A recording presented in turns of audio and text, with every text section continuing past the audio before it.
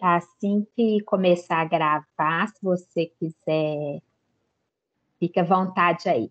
Muito obrigada Beleza, novamente, Isadora. A palavra agora aí para Ariel. Obrigada. beleza, obrigada. É, boa tarde, então, pessoal. Obrigada a todos que estão presentes aqui hoje.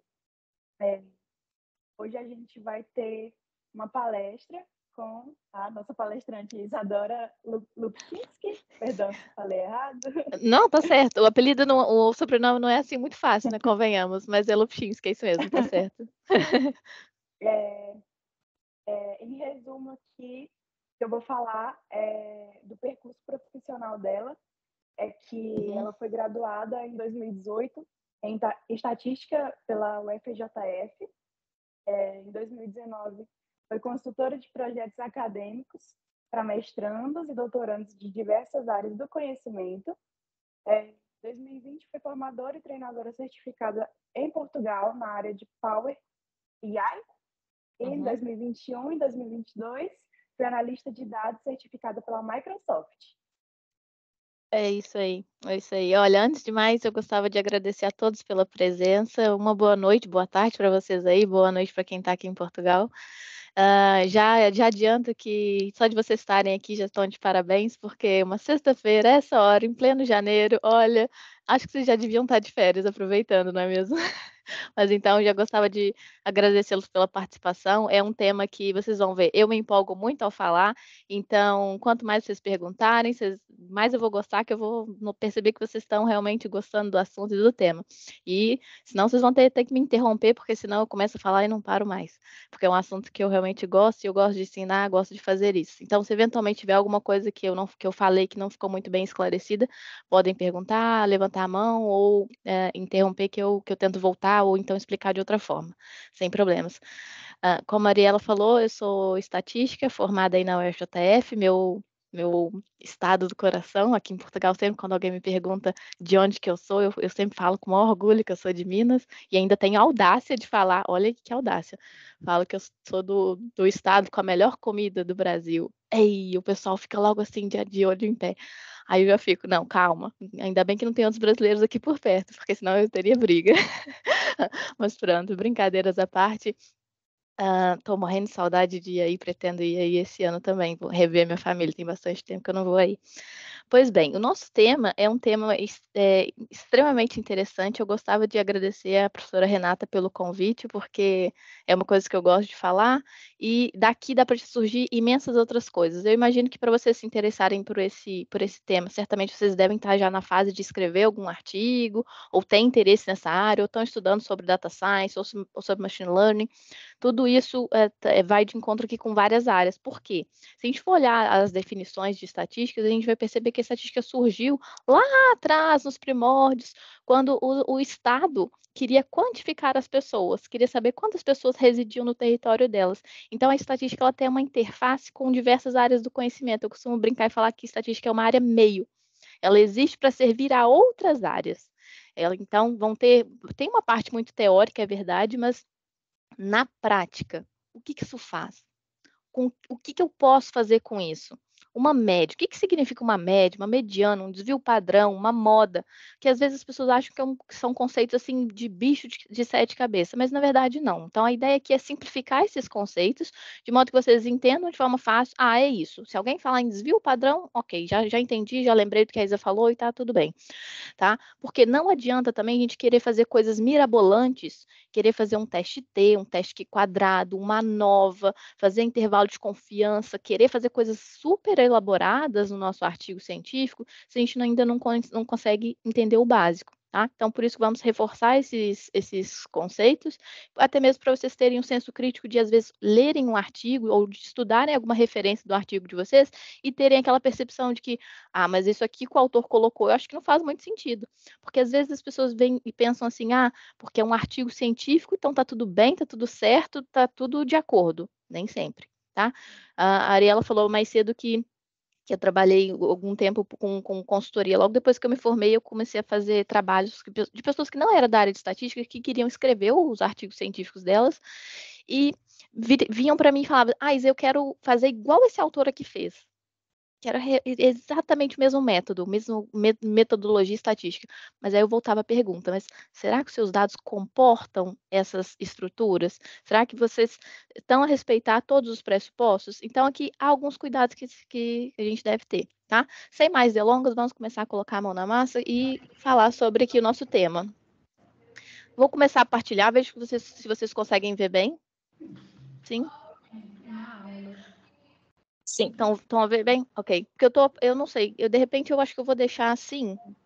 Se importam se eu deixar desse jeito? Porque senão eu não consigo vê-los aqui. Se eu colocar para partilhar o ecrã, eu deixo de vê-los. Aí eu não sei se vocês estão com dúvida ou não. Pode ser assim? No modo. Eu não gosto muito desse modo, mas pronto. Vamos deixar assim. Então tá, qual que é aqui a nossa ideia, nosso objetivo? É fazer essa contextualização toda, é entender um pouco mais desses termos estatísticos, que não são um bicho de sete cabeças, é mesmo para a gente consolidar esses conceitos. Então aqui uma agenda que eu pensei para essa apresentação seria fazer uma introdução, por onde a gente deve começar, quais são as estatísticas descritivas mais comuns, como que se usa as medidas de tendência central, o que são essas medidas, o que são as medidas de dispersão, de variabilidade. Vamos falar também sobre gráfico, tabelas e medidas e algumas referências depois se vocês quiserem continuar lendo sobre o assunto, se vocês gostarem. Tá? Então, por onde começar a falar sobre esse assunto? Eu gosto muito dessa imagem, que ela vem do mundo infantil e é que é do Alice no País das Maravilhas, em que a Alice vira para o gato e pergunta, o gato pergunta para Alice assim, qual direção que eu devo seguir para sair daqui? Aí a Alice pergunta para o gato, né? Qual direção que eu devo seguir para sair daqui? O gato responde, Alice, vai depender muito por onde você quer ir. Pois bem, então, não importa muito. Então, qualquer direção serve. O que eu quero dizer com isso? Se vocês vão começar um artigo científico, vão começar um trabalho, um projeto em qualquer área do conhecimento, isso também já estou a falar para depois para quando vocês forem para quem tiver, né, à procura de emprego ou quiser construir algum projeto de consultoria, de forma autônoma ou trabalhar numa empresa. Sempre, qualquer coisa. Tenha foco, tenha objetivo. Quais são as suas metas? Onde que a gente quer chegar? Quais são os nossos objetivos? Porque senão qualquer coisa que você entregar serve. Ou seja, trazendo mais para essa área dos artigos científicos. Se vocês vão escrever um artigo científico, não sabem quais são os pressupostos, não sabem o que se diz a respeito daquele assunto, não sabe o que você pretende encontrar, quais são as suas hipóteses, certamente aquilo que eu entregar vai servir. Ou seja, mas será que era aquilo que eu precisava realmente? No mundo dos negócios, eu vejo muito isso na prática no dia a dia. Às vezes o cliente vira para mim e fala, eu quero um relatório em Power BI que seja sobre relatório financeiro, ou relatório comercial, ou relatório de vendas em determinada área. E eu pergunto para o cliente, tá, mas o que a gente precisa? Quais são as perguntas que a gente quer responder? Como, qual, onde? E o cliente só vira e fala, faz aí. Esse faz aí é horrível, é isso daqui, é um falta foco, falta objetivo. Então, aqui na estatística não vai ser diferente. Por onde começar? E um excelente ponto de partida na estatística é estatísticas descritiva, é olhar para os dados e entender, opa, o que os dados têm a me dizer? O que eu quero obter com essas informações? O que é a minha série histórica? O que ela já me diz? Então, por onde começar? Quais são as perguntas que eu devo fazer antes de um artigo científico? Quais são as abordagens estatísticas que eu devo levar em consideração? O que os outros autores já dizem? Será que aquilo que eles dizem também se aplicam aos meus dados? Como que eu sei se esses meus resultados fazem algum sentido? Então, aqui é o senso crítico, é lembrar ali da Alice e do gato e pensar, ok, para onde que eu quero ir? Onde que eu quero chegar?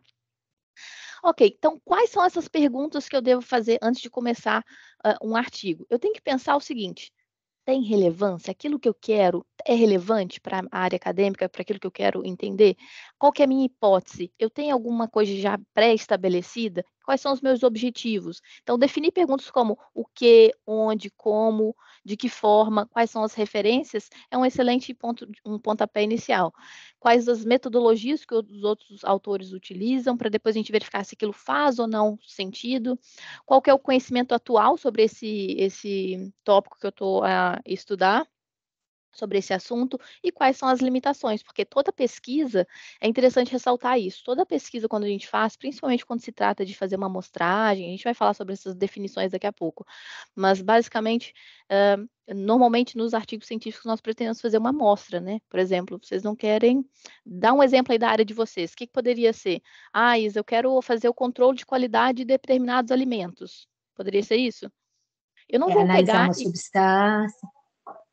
eu quero analisar uma substância. Eu não vou, normalmente, né, em situações normais, eu não tenho dinheiro, nem recurso, nem condições, nem tempo para analisar toda a população, ou seja, fazer um censo, porque é caro, é limitante, às vezes falta gente. Então, normalmente o que a gente faz? Tira uma amostra. Tá? É igual tirar o sangue. Eu não vou tirar o sangue todo de uma pessoa para fazer uma análise de sangue, de fazer um exame de sangue. Eu tiro ali uma amostra, coleto uma amostra, para depois fazer inferência para o todo.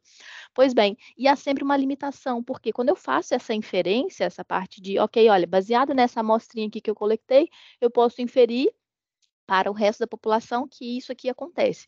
No entanto, ao falar isso, a gente tem que ter muito cuidado, porque existe sempre uma taxa de erro, porque na prática a gente está transformando um problema do mundo real em matemática. Eu nunca vou poder afirmar com 100% de certeza que é aquilo que vai acontecer. Tem sempre uma margem de erro, uma taxa que deve ser levada em consideração.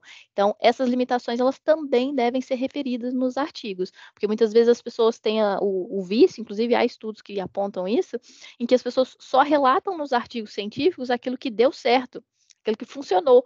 Toda a metodologia para trás que deu errado, ela não escreve, não aponta, o que deveria não ser assim, porque esses erros, esses não acertos, digamos assim, também fazem parte de uma metodologia que faz parte da limitação. Então, é bom a gente estar ciente disso e relatar às vezes, porque eu vejo pessoas assim, ai, eu quero testar, quero um p-valor, o bendito do p-valor, vocês já devem ter ouvido falar nesse p-valor. Ah, mas eu quero um p-valor que seja estatisticamente significativo, tá? Para alguns esse termo pode não ser tão familiar, mas daqui a pouco a gente pode até detalhar um pouco mais. Mas, ok, mas esse p-valor estatisticamente significativo, será que os seus dados vão apontar isso? Tá? Então, ter ciência dessas limitações. Depois, quais as abordagens que nós devemos abordar? Quais metodologias estatísticas que nós devemos abordar? A primeira delas, antes de qualquer coisa, gravem isso, tanto na área acadêmica quanto na área profissional, a primeira coisa, o primeiro pontapé, quer você esteja fazendo um artigo científico, quer você esteja falando sobre machine learning, data science, coisas ainda mais elaboradas, ainda mais avançadas, o pontapé inicial vai ser sempre a estatística descritiva. Por quê?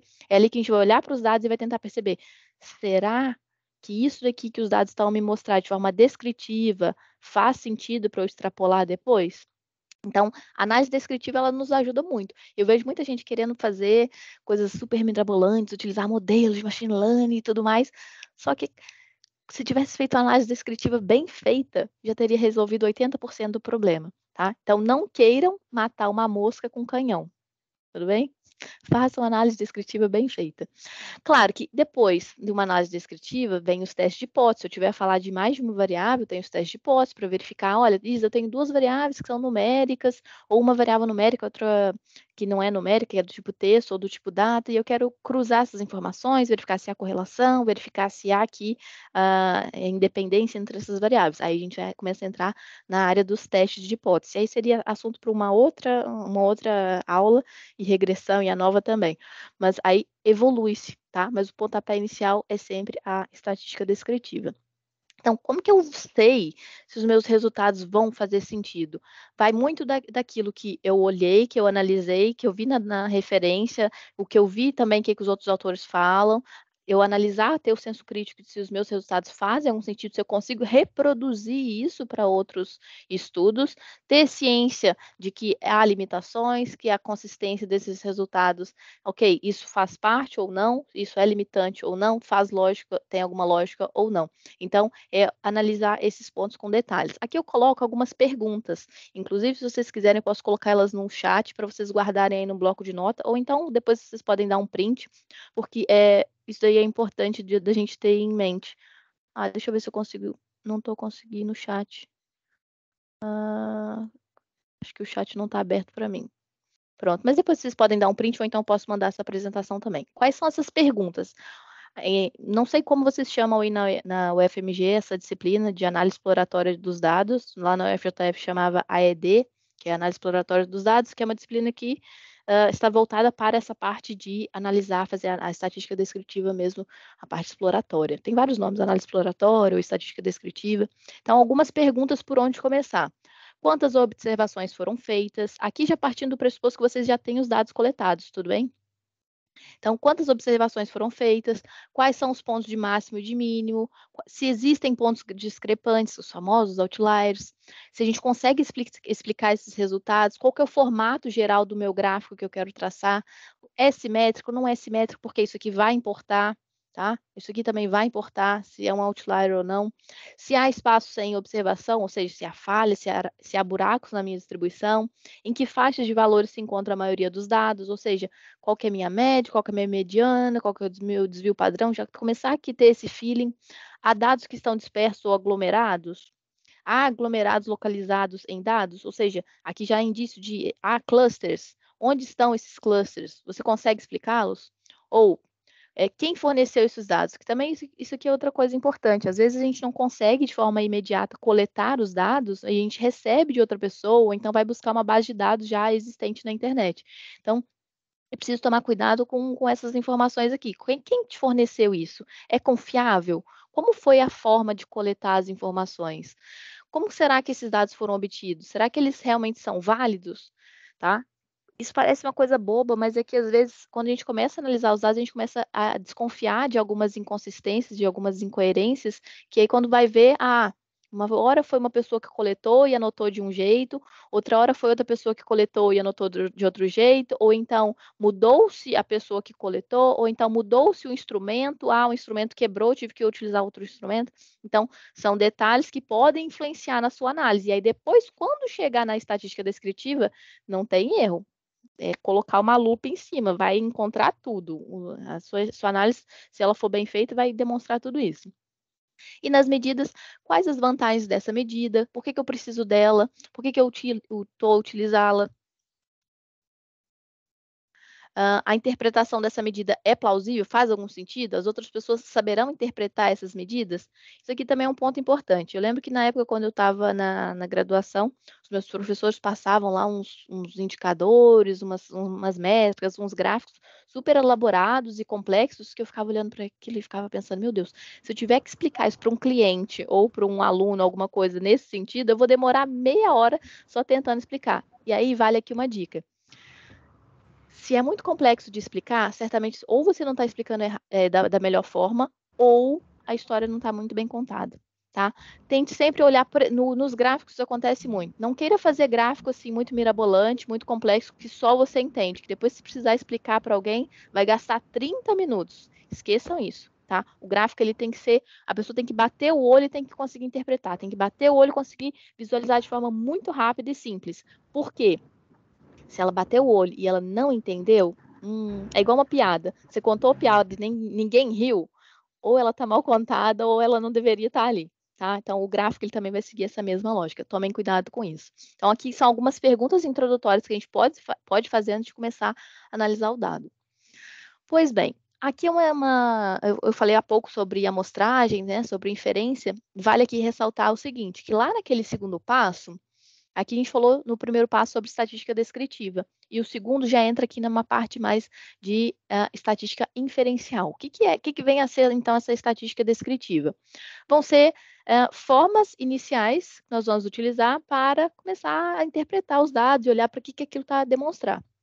Já a estatística inferencial, o buraco é mais embaixo, tá? A coisa fica mais séria, tá? É aquilo que a gente estava falando do censo e da amostragem, tá? Imaginem que aqui a população é o Brasil todo, e a gente não tem dinheiro nem condições de fazer um censo para analisar pessoa por pessoa, uma por uma, por isso que até é feito de mais em mais tempo, 5 em 5 anos, ou de 10 em 10, dependendo do país, tá? Porque é caro, é custoso e é super demorado, ainda mais quando se trata de países muito populosos, muito grandes.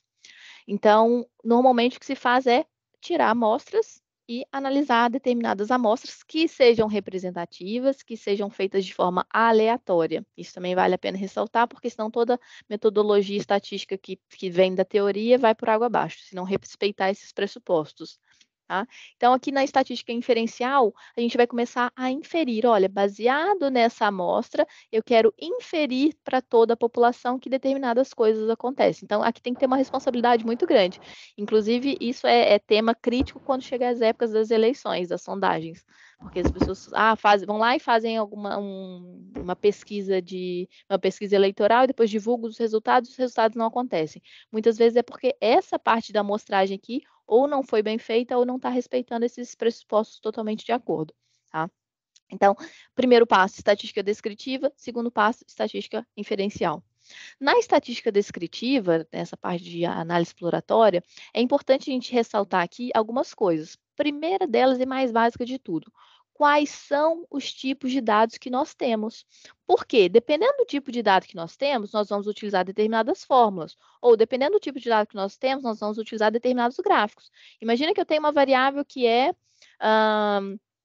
por exemplo, aqui estou vendo aqui, profissão, tem uma variável que é profissão e tem uma outra variável que é salário. São duas variáveis de tipos diferentes. Uma é do tipo texto e outra é do tipo numérica. Então, vão demandar gráficos diferentes e vão demandar fórmulas diferentes ou análises diferentes. Então, é importante a gente saber que tipo de dados que nós temos. E há, basicamente, dois tipos diferentes, os qualitativos e os quantitativos.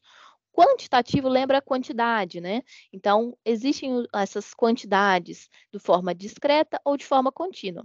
Não tem erro, não tem mistério. Discreta é valor único, valor inteiro. Por exemplo, número de filhos, quantidade de ampolas gastas, número de óbitos, número de... que mais? O que poderia ser? Ajuda-me aí. Mais amostras que vocês utilizam, ou variáveis que vocês utilizam no dia a dia de forma discreta. O que poderia ser aqui? Quantidade de alimentos ou número de relatórios produzidos, tudo isso são variáveis, marcas, por exemplo, clientes, número de clientes. E já as contínuas, elas vão ter sempre uma unidade de medida associada. Por exemplo, a altura, o peso, o salário. Vejam que tem sempre ali uma casa decimal, tem uma unidade de medida, então vai ser variáveis contínuas. Isso aqui é importante, principalmente quando a gente começa a falar de regressão. Parece um diapositivo, um slide, né? Simples, assim, sem muita informação, mas quando a gente começa a entrar na área de data science, isso aqui é um slide muito importante, porque dependendo do tipo de variável que eu tenho, eu vou determinar qual tipo de regressão que eu vou utilizar, ou qual metodologia estatística que eu vou utilizar, tá? E já nas qualitativas, elas podem ser do tipo nominal ou ordinal. As nominais, como o próprio nome diz, elas são nomes, tá? Então, não tem uma certa ordenação, a profissão, o sexo, a religião. José, já vou te dar atenção, só um minutinho, só terminar aqui e a gente já fala. E já as ordinais, como o próprio nome sugere, ela tem uma ordem. Tá? Então, a escolaridade. Imagina, quem tem doutorado está acima, a nível de graduação, de quem tem um mestrado, de quem tem só o ensino médio ou secundário, tá? O estágio de uma doença também, se é um estágio inicial, se é um estágio mais avançado, ou a classe social. Então, vejam que são variáveis ordinais.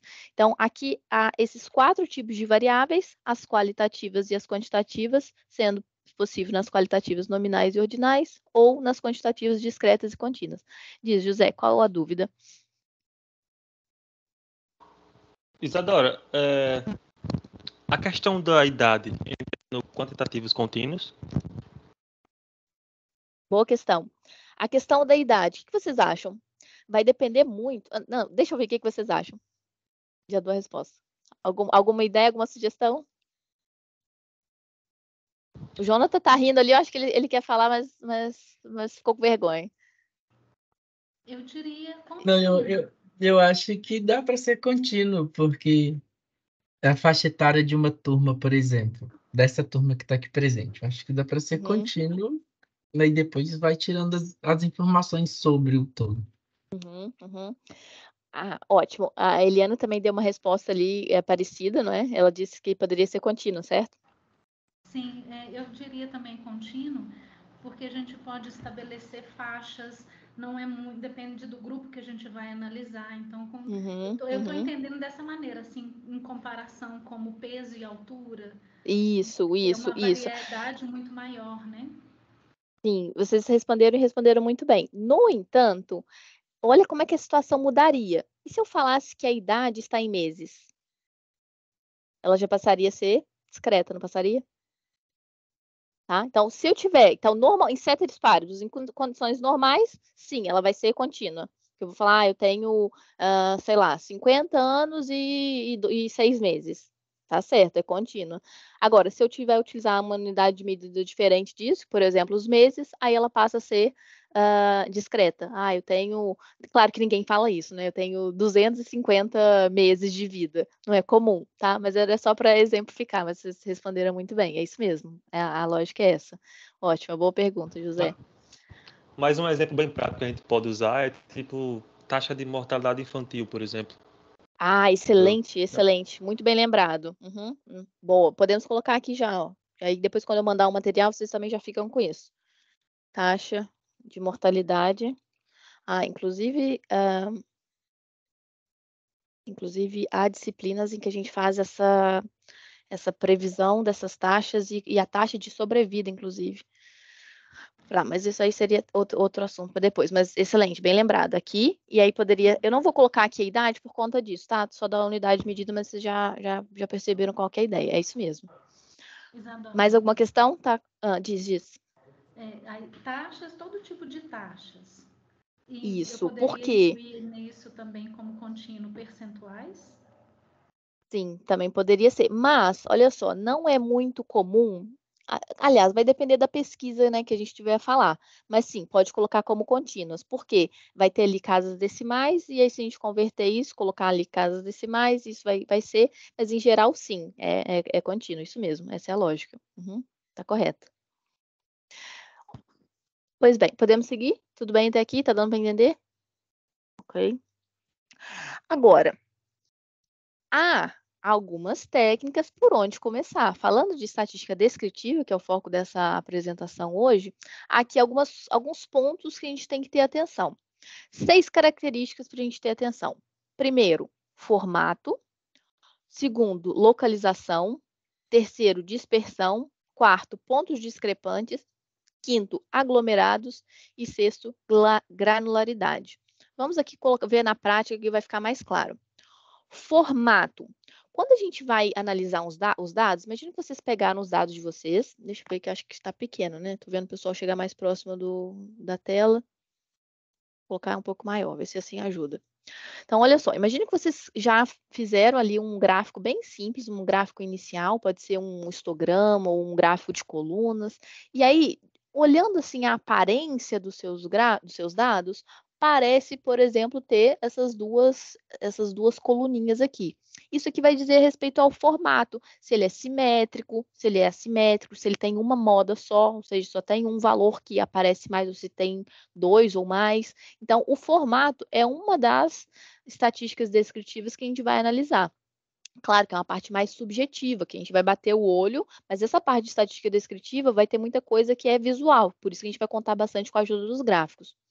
Outro ponto a ter atenção é a localização. E quando a gente fala de localização, entram nas medidas de tendência central que a gente vai ver aqui daqui a pouco, como, por exemplo, a média, a moda, a mediana e depois a dispersão.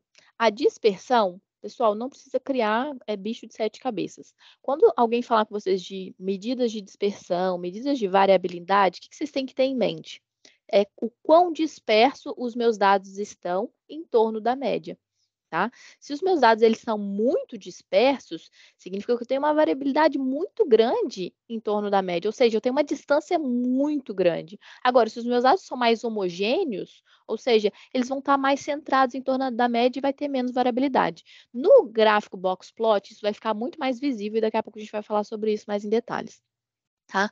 Depois, vem os pontos discrepantes, os famosos outliers, tá? Então, aqui, os outliers merecem um capítulo à parte. Já falaremos dele também. Os aglomerados, ou seja, se os dados estão agrupados em torno de determinados valores, e a granularidade, se essas observações elas se convertem em valores discretos. Tá? Aí entra a parte de análise gráfica, tá? Entram já os gráficos. Então, aqui são 6 pontos importantes que a gente tem que ter em mente quando a gente vai pegar os nossos dados e analisar na prática. Eu falei agora há pouco sobre a dispersão e sobre o box plot. Eu não sei se vocês estão acostumados com esse gráfico. Vocês já conhecem ele? Se não, eu vou explicá-lo. Tá? Ele não é muito comum no meio, pelo menos no meio, no mercado de trabalho, não é muito utilizado nas empresas.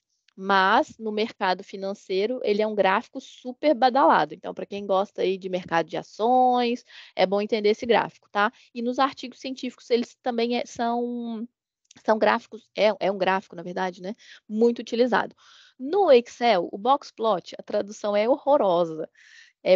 É gráfico de bigode, pelo menos aqui em Portugal. No português do Brasil, eu não sei se é gráfico de bigode também ou gráfico de. Acho que é gráfico de bigode, tá? Mas o nome dele, vamos convencionar aqui box plot, tá? Qual é a ideia, então, desse gráfico? Aliás, vocês falaram que sim ou que não? Eu não olhei na hora. Conhece, não conhece, mais ou menos? Não. A Eliana fala que não. Eu não Não, a conheço. Raíssa também é. Ok, então vamos explicar esse gráfico. Olhando para ele aqui, não dá para perceber muita coisa, né? Não dá para entender nada. Tipo, o que que é isso? O que que isso tá fazendo? É de comer ou de passar no cabelo? Pois bem, é simples. Vamos olhar para esse gráfico e pensar da seguinte forma. Essa caixinha aqui, vamos focar. Deixa eu ver aqui, colocar meu ponteiro. Tá, vamos focar aqui nessa primeira caixinha, tá? Então, imagine o seguinte. Esse gráfico aqui, ele é um gráfico que ele vai mostrar como que essas estatísticas descritivas estão se comportando. Então, ele vai me dar vários indícios aqui super interessantes, tá? Então, vai me dar indícios de medidas de tendência central e vai me dar medidas de variabilidade, tá? Como interpretar, por onde começar isso, Isa? Essa caixinha aqui, ela é dividida em 4 partes, os famosos quartis, tá? Ou seja, se é dividido em 4 partes, cada parte vai ter 25%. Ou seja, daqui até aqui, ó, já adianto o seguinte, cá entre nós, eu tenho muitas habilidades, mas desenhar definitivamente não é uma delas. Então, finge que tá bonito, tá? Então, daqui de baixo até aqui, eu tenho 25%, certo? Se a minha caixinha está dividida em 4 partes, então aqui é 25%. Esses 25%, em estatística, a gente deu um nome bonito para isso. E a gente chamou de Q1, tá? Então, aqui vai estar o nosso Q1, nosso primeiro quartil, tá? Ou seja, 25% dos meus dados estão dentre esse comecinho aqui até aqui. Depois, mais um quadradinho, ó, mais 25%. Daqui até aqui, mais 25%. Opa, 25 mais 25, então eu tenho 50% dos meus dados. Ah, eu lembro lá do ensino fundamental que 50% dos dados era quem? A mediana. Então, esse nome bonito aqui que a gente vai falar, que é o Q2, que em estatística a gente chama de Q2, na prática equivale à mediana, que em estatística a gente costuma representar assim, um xizinho com tio em cima, tá? Então, aqui eu já tenho o primeiro quartil, aqui eu tenho o segundo quartil, 50% dos dados. Aqui vai ter mais 25%, então eu tenho o meu tal Q3 e aqui o meu Q4, tá? Então, aqui a gente já tem opa, falei Q4, escrevi 5, perdão. Então, aqui eu já tenho esses quartis. Mais coisas, Isa. Então, já sabemos de antemão que essa linha aqui é a nossa mediana. Tá? Vou colocar o X com tio no meio. Essa é a nossa mediana. Então, é uma medida de tendência central, ou seja, como que os nossos dados estão se comportando. Além disso, vão haver outros tipos de box plot. Esse aqui, por acaso, a imagem não está a mostrar, mas vão haver outros tipos de box plot, acho que eu coloquei mais adiante, em que ele também mostra a média. Ele coloca aqui uma linhazinha tracejada com a média. Tá? Essa linha tracejada pode ser em cima ou pode ser aqui embaixo da mediana. E essa informação aqui de estar em cima ou estar embaixo da mediana é valiosíssima, tá? Vale ouro líquido. Por que isso, Isa? Como assim? Porque ela vai me indicar se há assimetria nos dados, tá? Daqui a pouco vai ter uma outra imagem, isso vai ficar mais claro. Guardem essa informação. Ok, então já falamos sobre as medidas de tendência central. Agora, vamos falar sobre as medidas de variabilidade, as medidas de dispersão. São elas, por exemplo, o desvio padrão, a variância. Uma forma fácil de explicar isso é a seguinte forma. Imaginem que aqui, ao invés de a gente ir para a área acadêmica, que a gente pegue uma coisa mais simples. Imaginem que aqui no eixo X fossem as profissões, tudo bem? Então, aqui são as profissões. Então, por exemplo, pode ser aqui o professor, aqui pode ser o jogador de futebol, tá? Então, vamos focar no método 1, método 2. Supõe, então, que aqui no método 1 é o prof. professor. E aqui o método 3 suponha que é o jogador de futebol. Ok, tá. Então vamos focar nesses dois gráficos aqui. Aí a história já muda. Pensa o seguinte, que aqui no eixo X, então, são as profissões e aqui no eixo Y é o salário. Melhorou, não melhorou? Então, temos eixo X, profissão. E no eixo Y, ai, socorro. Temos aqui o nosso money, tá? Pois bem, então, esse gráfico aqui dos professores, reparem no box plot, ele é aberto ou fechado? Ele é esticado ou ele é mais concentrado? Ele é mais bem distribuído, mais fechadinho, né? O que significa ele ser mais fechadinho? Significa dizer que há indícios que esses dados aqui eles são mais homogêneos, ou seja, são mais centrados em torno da média. Ou seja, eu poderia fazer uma extrapolação e dizer que o que os professores ganham é até bem equilibrado. A distribuição do salário dos professores é até bem equilibrada, é mais homogênea. Não há uma discrepância muito grande. Já aqui, se a gente for analisar esse box plot aqui dos jogadores de futebol, vejam que a caixinha é muito louca, é uma caixinha mais esticada. O que significa essa caixinha ser esticada? Significa dizer que há uma certa discrepância, há uma certa variabilidade em torno da média. Aqui, por exemplo, cá em cima vai estar o Cristiano Ronaldo, ganhando um baita de um salário, e aqui embaixo vai ser a Isa jogando futebol. Ou seja, as pessoas eu vou ter que pagar para as pessoas me assistirem jogando futebol, tá? Então, há uma discrepância muito grande desses salários. Claro que, se eu ver aqui um valor negativo, eu vou olhar, opa, valor negativo para esse salário, a Isa jogando futebol, isso aqui tá errado, né? Aí, nesse caso aqui, desse exemplo que eu acabei de inventar, se fosse eu jogando futebol, estaria negativo aqui no eixo, eu ia olhar para esse ponto e aí teria aqui uma estrelinha. Igual tem aqui, ó. Tá vendo essa estrelinha? São os famosos outliers, ou seja, são os pontos discrepantes, tá? Então aqui seria um ponto discrepante. Opa, a Isa jogando futebol, salário negativo, está errado. E aí toda vez que a gente olha para um outlier, a gente tem que pensar assim, tem que sair um alerta vermelho na nossa cabeça. Por quê?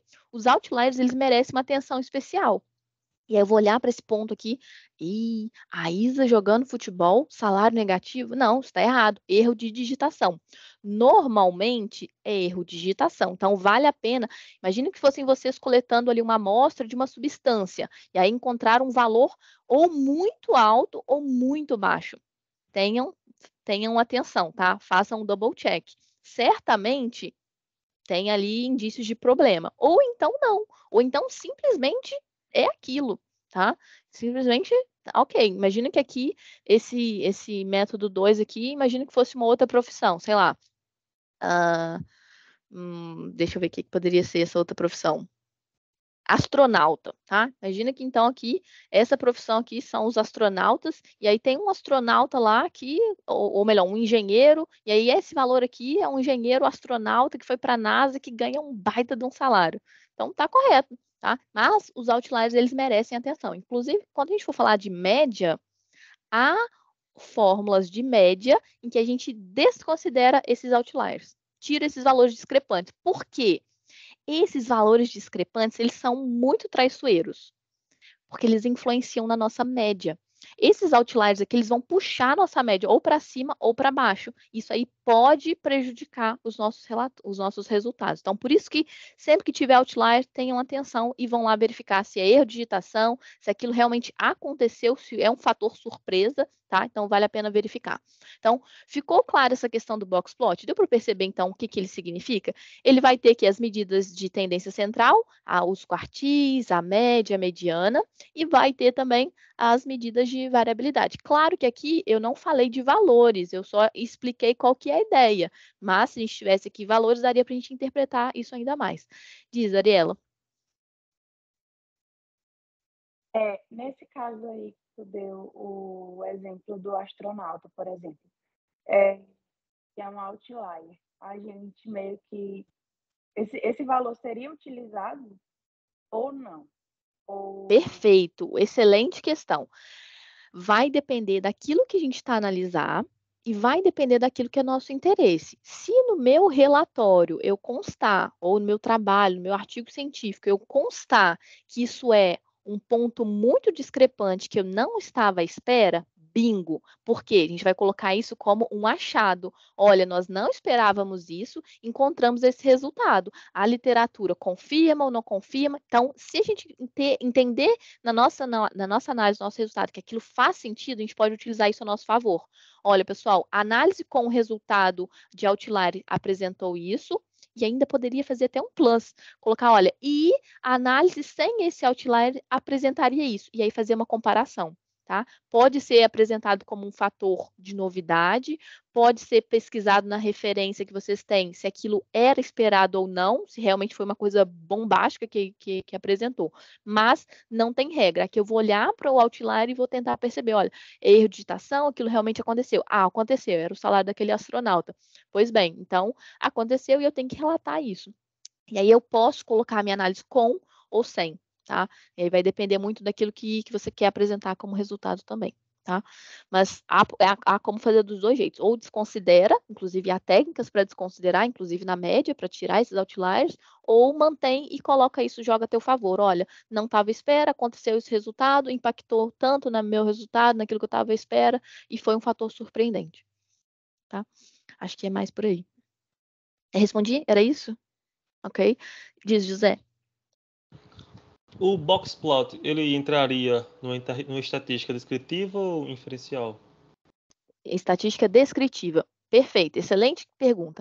Estatística descritiva, porque, como nós acabamos de ver, ele descreve aquilo que já aconteceu. Toda vez que eu quero olhar para o passado e verificar aquilo que já aconteceu, eu vou tratar de estatísticas descritivas, como foi aqui o caso. E, além disso, esse gráfico ele fornece medidas de tendência central, como média, quartis e mediana. E também para as medidas de variabilidade, como o desvio padrão, aqui tem o intervalo interquartílico, então ele vai ser considerado um gráfico de estatística descritiva. Ele é muito utilizado no mercado financeiro. Por quê? Isa do céu, agora sim, estou investindo em Bitcoin, estou investindo em mercado de ações, suponho que vocês me falassem isso. Esse gráfico aqui é super badalado nessa área. Por quê? Ele vai mostrar quanto que a ação abriu no dia, quanto que a ação fechou naquele dia. E se a minha caixinha for muito esticada, bingo, significa o quê? Que aquela ação ela é muito arriscada, ela varia muito ao longo do dia. Então, ela não é uma ação conservadora para eu investir. Ela tem um risco maior, mas meu poder de ganho também pode ser maior, tá? Agora, se eu estou investindo numa ação em que ela abriu com esse valor no início do dia e fechou com esse valor no fim do dia, e aqui ela variou pouco, veja, a caixinha menorzinha, mais fechadinha, significa que os meus valores daquela ação variaram pouco. Ah, é uma ação mais conservadora. Tá? Então, ela não varia tanto. Então, aqui eu posso apostar, parece que o meu ganho ele vai ser mais conservador, não vou arriscar tanto, mas também não posso esperar muito. Tá? Então, por isso que ele é super badalado, requisitado nessa área do mercado financeiro. Mas eu confesso que no meu dia a dia das empresas, as pessoas não utilizam muito, mas eu acho também que é por falta de conhecimento desse gráfico, porque se elas entendessem o que ele faz, eu acho que elas utilizariam mais, tá? Porque, apesar de tudo isso que eu ter falado, não é difícil, né? Vocês acharam que foi difícil? Foi tranquilo, não foi? Eu também acho que sim. Apesar da explicação ser simples, quando uma pessoa que nunca viu esse gráfico na vida olha para ele, dá um certo medo. Tipo, o que isso significa? Parece uma resistência, né? Quem gosta de estudar física, parece aqueles desenhozinhos de resistências que a gente faz. Então, mas não é bicho de sete cabeças, simplifica. Tá? Ele vai me mostrar medidas de tendência, vai me mostrar medidas de variabilidade. E claro, eu foquei muito só nesses dois. Agora, olhando para esse gráfico como um todo, imagine que esse gráfico estivesse no vosso artigo científico, tá? Ou então na referência que vocês estão a procurar. Como que a gente analisaria esse gráfico? O que vocês acham? O que vocês mediriam? Como vocês interpretariam esse gráfico? Diz, Jonathan. Então, por exemplo, esse gráfico 3, aí o gráfico 3 e o 4, ele tem diferença no Q2 e no Q3, né? De tamanho. Uhum. Então, por exemplo, Perfeito. o 3 que a gente pegou de exemplo de jogador de futebol, a gente pode Uhum. falar que no Q2 é onde tem os jogadores profissionais, que tem uma variabilidade de salário grande, de média para. Ali, né? Da média. É, E o Q3 já são aqueles jogadores de alto nível, apesar de serem 25% em cada um deles, os 25% de cima ganham bem mais que os 25% de baixo. Seria isso? olha, eu tenderia a pensar a ideia, o conceito é mais ou menos esse, mas eu tenderia a pensar um pouco diferente. Por quê? O que varia mais? Os profissionais, aqueles de alto nível, já ganham muito e não tem tanta variabilidade, não é? Por exemplo, um Cristiano Hum. Ronaldo, um Neymar, um Messi, eles já ganham muito e não tem assim tanta diferença do que quando eu for comparar com um jogador amador, certo? Então, o jogador profissional seria o método 4. Vejam, eles ganham muito acima de todas as Então, outras profissões. Então, aqui são os jogadores profissionais, ganham mais e acima, vejam, olha, a média mediana deles vai estar aqui acima de todas as outras profissões. Realmente é uma coisa muito discrepante, tá? Então, aqui são os jogadores de alta performance. Já aqui seriam os jogadores amadores. Porque vai ter aquele amador lá júnior, uma Isa que está começando a jogar futebol, que não entende nada, então tá aqui embaixo, e vai ter aquela pessoa que está indo em direção ao profissional. Tá? Então, esse daqui seriam os jogadores amadores. Tem uma discrepância muito grande ali dentro, a nível de salários. Tem pessoas que jogam de graça, jogam por hobby, por lazer, e tem aqueles que estão se encaminhar para realmente profissionalizar isso e fazer disso uma carreira. Tá? Então, aqui, olhando como um todo, se isso aqui fossem várias profissões, aqui seriam as profissões de mais alto nível, em que as pessoas ganham um salário maior. Essa profissão aqui, o salário, ele não é assim muito variável, muito volátil. Tem aqui uma pessoa que tem um salário muito acima, e aí a gente poderia investigar, será que é uma pessoa que está em outro país, ganhando em outra moeda, por exemplo? Ou será que é uma empresa que é uma multinacional, que tem sede em outra localidade, que eu não sei? E aí teria que se investigar. Tá? Mas nos artigos científicos já sabem, se cair esse tipo de gráfico aqui, ou se vocês precisarem criar esse tipo de gráfico, não se espantem, não se assustem. É um gráfico simples, ele vai nos permitir comparar. Então, aqui nós estamos comparando os métodos ou comparando as profissões, mostrando quais são as profissões que têm maiores médias. Esse gráfico aqui aponta isso, essa profissão aqui tem a maior média, tá? Essa daqui acho que é essa, parece que tem a menor média, claro que eu não estou com os valores aqui, mas teria que olhar mais em detalhes, mas na linha parece que essa aqui tem ligeiramente mais baixa uma média, tá? Então já dá aqui indícios, já dá para a gente tirar vários insights só com esse gráfico. Diz, Jonathan. aí você disse que são 25% em cada quartil, né? Isso, Então, aí, por isso. exemplo, lá no terceiro gráfico, que aí, então ele Certo. mostra que os, o, os primeiros 25% e os segundos 25% são mais ou Isso. menos a mesma quantidade de profissionais.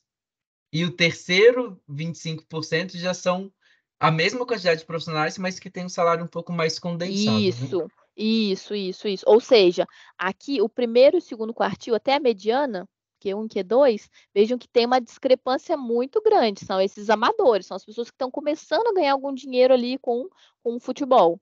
Tá? Então tem uma discrepância muito grande no salário dela. Já aqui, quando a gente vai mais para cima, no Q13 e no Q4, nota-se que aqui o pessoal já começa a ganhar um pouco mais e não tem essa variabilidade que tem todo dia aqui dentro.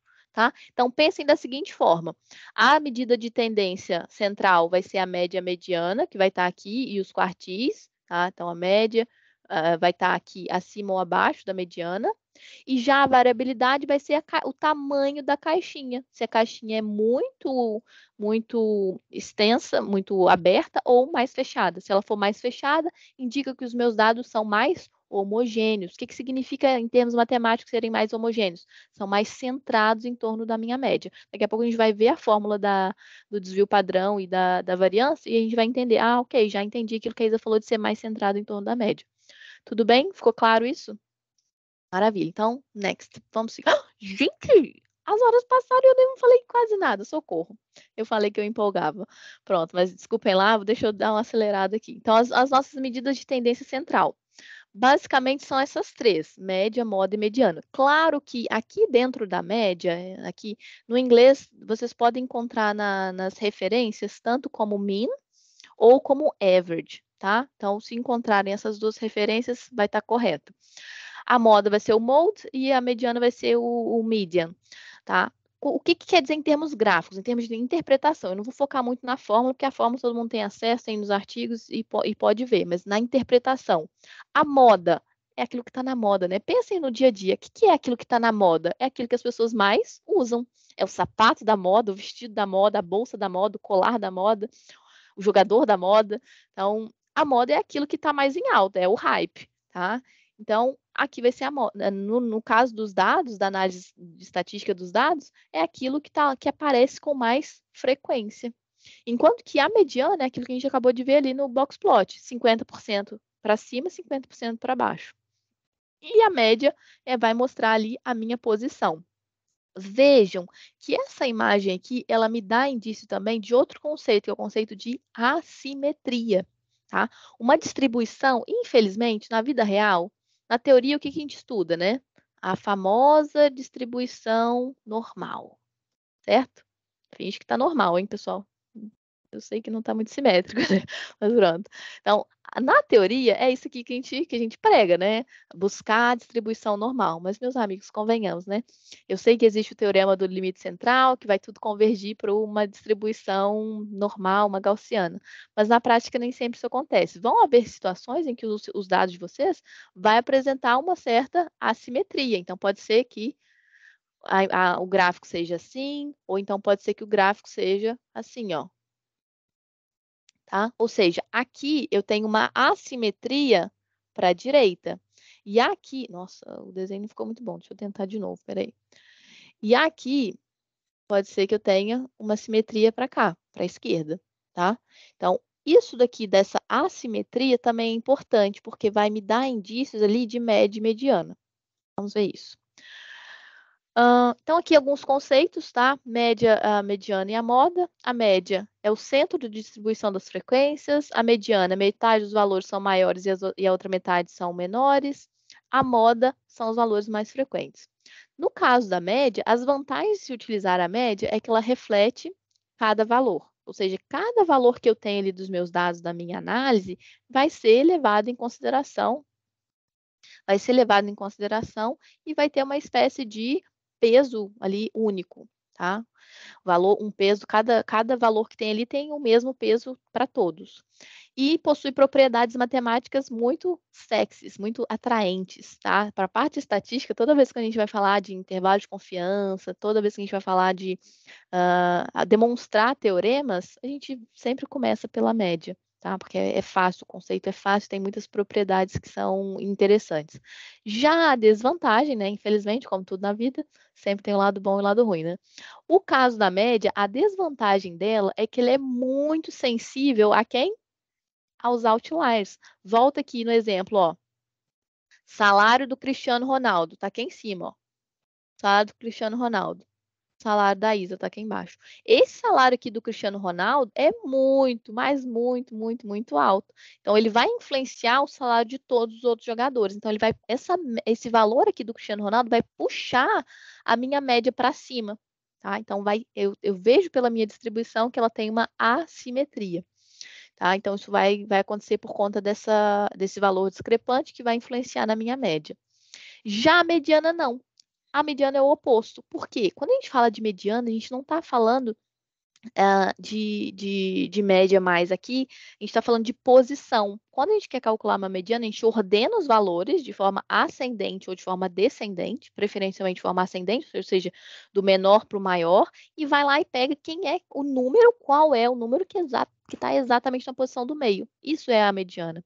Tá? Então, ela não é sensível aos valores discrepantes. Então, eu poderia ter o salário do Cristiano Ronaldo, do Messi, do Neymar, de todo mundo, que ele vai pegar justamente o profissional, o jogador de futebol que está ali na posição no meio, tá? 50% para baixo, para cima, essa é a mediana. Então, uma vantagem dela é que ela não vai ser influenciada pelos valores extremos.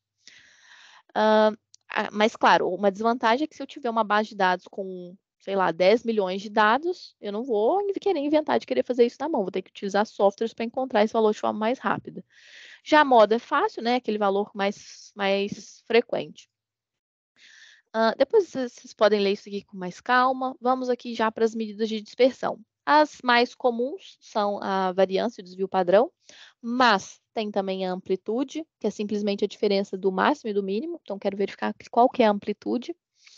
Tem também a distância interquartílica, que aqui no nosso box plot está aqui, ó. Essa distância entre esses extremos é o que nós chamamos de distância, intervalo interquartílico, tá? Então, a distância aqui que eu tenho dentro dessa caixinha é chamada de intervalo interquartílico. E temos também o coeficiente de variação, o famoso CV, que é um cálculo bem simples. Basta dividir nosso desvio padrão pela média. Vamos aqui um exemplo mega ultra power rápido para a gente entender esses conceitos. Vejam, temos aqui 5 conjuntos de dados, tá? Com poucas informações, 5, um N ali, uma amostra de 5 observações apenas. E aqui eu estou analisando a distância. E aí, vejam que todas elas, os 5 exemplos, têm 2 coisas em comum. Quais são elas? A média e a mediana. Qual que é a ideia aqui desse exemplo, desse exercício? É a gente ver que não só no nosso artigo científico a gente vai detalhar a média e mediana. Também é importante falar sobre o desvio. Ok, já entendi que a minha média e a minha mediana estão aqui, são iguais. Mas os meus valores estão variando muito ou pouco? Está centrado em torno da média, a caixinha está fechada ou está variando muito? Tá? É importante isso. Por isso, olha só, é por isso que nos artigos científicos é comum a gente ver esse tipo de notação aqui, ó. Claro que eu estou escrevendo, mas mais ou menos o desvio padrão. Vocês já repararam isso? Que a maioria dos artigos científicos, quando eles querem relatar algum valor, eles não mostram só a média, ou eles não mostram só o desvio padrão, eles mostram sempre em conjunto, as duas casadinhas. E aí mostra, normalmente a referência, a notação que a gente utiliza é essa, entre parênteses, o valor da média, depois ponto e vírgula, ou mais ou menos, mais comum é mais ou menos, o desvio padrão. Ou seja, ele está mostrando, olha, a média foi essa, mas os valores eles estão variando para mais ou para menos aqui, tá? Lembrem sempre ali da ideia do box plot. A média está aqui e o valor está variando para mais ou para menos. Aí eu consigo verificar quão variável, quão volátil os meus dados são, tá?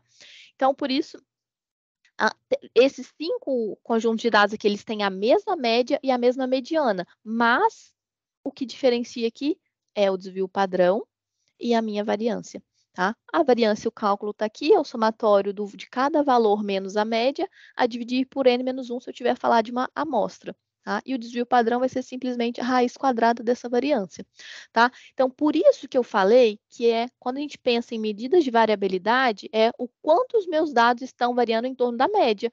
Vejam, a gente não está fazendo aqui uma diferença, tá? Então, olha só. Eu gosto de desenhar para ficar claro as coisas. Então, suponha que essa daqui é a nossa média. A média ela vai ser representada com X e uma barrinha em cima. Então, vejam, notem aqui o cálculo da variância, como que ele funciona. É cada valor, aqui está um valor, um xzinho 1, aqui está um xzinho 2, aqui está um xzinho 3. Tá? Então, o que é a minha variância, o que é meu desvio padrão? É quanto que cada valor está distante de quem? Da média. Olha, esse valor aqui tem essa distância, esse valor aqui tem essa distância, esse valor aqui tem essa distância. Depois a gente vai somar essas distâncias e dividir pela quantidade de vezes que a gente pegou e colocou essas distâncias aqui. Então, vai me mostrar se os meus dados estão muito distantes ou pouco distantes. Por isso que eu falei, se estão mais homogêneos ou mais heterogêneos, estão mais perto ou mais longe da média. É isso, é simples assim a interpretação que a gente vai fazer, tá? Então, por isso que nos artigos científicos a gente mostra sempre a média e a mediana, que é para a pessoa ter a noção que aquele valor, ok, a média é essa, mas eu estou variando pouco ou muito? Eu estou longe ou estou perto da minha média, tá? Então, vejam, aqui nesse conjunto de dados a gente tem um valor para 1, 2, 3, 4 e 5. Vou tirar aqui a minha média e mediana, a gente já sabe, é 3. Aliás, eu coloquei aqui, peraí, deixa eu dar um zoom que eu acho que está pequeno para vocês verem. Desculpem lá. Então, aqui eu estou a ver uma variância de 2,5 km, a unidade que é o quadrado, porque a variância ela é uma medida quadrática, e o desvio padrão é 1,58 km. Por que que não é comum a gente utilizar nos artigos média mais ou menos a variância? O que vocês acham? E por que que a gente utiliza média mais ou menos o desvio padrão? Por que que a gente utiliza o desvio padrão e não a variância? O que vocês acham? Alguma sugestão? Alguma ideia? Ó, a Eliana levantou a mão, diz, Eliana. Porque o desvio padrão é mais fácil de identificar do que como diz? Do que a variância. Do que a variância. Isso, é por aí mesmo. Mas eu vou até um pouco mais além, só para complementar isso que a Eliana falou, porque a ideia, o raciocínio está correto. Por que que nos artigos científicos e em outras áreas a gente não representa média mais ou menos variância, e sim média mais ou menos desvio padrão? Justamente por isso aqui, ó. Como que eu interpreto uma medida quadrática? Média mais ou menos 2 km quadrados. Ixi, hoje eu tenho que parar ali 2 horas para pensar como é que seria isso. Agora, se eu interpreto, ok, olha, eu andei ao longo do ano 3 quilômetros, mais ou menos 1,58. O que quer dizer? Vamos só interpretar esse resultado aqui, ó. Se eu falar para vocês, ó, o nosso resultado, o nosso artigo científico entregou isso aqui, ó, 3, tá? Então, vou pegar aqui a nossa média, mais ou menos 1,58 quilômetros, tá? Finge que tá bonito, já convencionamos isso, tá? Então, suponha que no nosso artigo a gente encontrou esse resultado. Olha, ao longo do ano, a gente andou 3 quilômetros, mais ou menos 1,58. O que que na prática isso quer dizer? Aqui está os nossos 3 quilômetros, só que teve dia que a gente estava no pique, estava no gás. A gente veio aqui e andou 20 quilômetros. E teve dia que a gente estava com a preguiça absoluta, a gente andou 1 quilômetro só. E aí, vai somando, vai encontrando tudo isso, ao longo de todo um ano, a gente chegou nesse resultado, que olha, eu andei em média 3 quilômetros, no entanto, varia aqui mais ou menos 1,58 quilômetros para mais ou 1,58 quilômetros para menos, tá? Então, toda vez que num artigo científico vocês encontrarem esse tipo de notação aqui, média mais ou menos desvio padrão, lembre-se desse raciocínio. Ok, andei 3 quilômetros ao longo do ano, mas nem todo dia eu estava no pique, então andei um pouco menos, andei ali 3 menos 1,58, e teve dia que eu andei 3 mais 1,58, tá? A interpretação é essa. Tudo bem? Tranquilo até aqui? Sim? Depois, mesma coisa, ó, tenho 5 observações também, mas agora distribuídas de formas diferentes. Olha, ó, então andei aqui essa distribuição agora, vejam que tive diferença. O que eu tive diferença aqui? O meu desvio padrão aumentou de 1,58 para 2 quilômetros. Opa, por que ele aumentou? O que vocês acham? Por que o meu desvio padrão aqui aumentou? Algum indício? Porque teve mais frequência nas extremidades.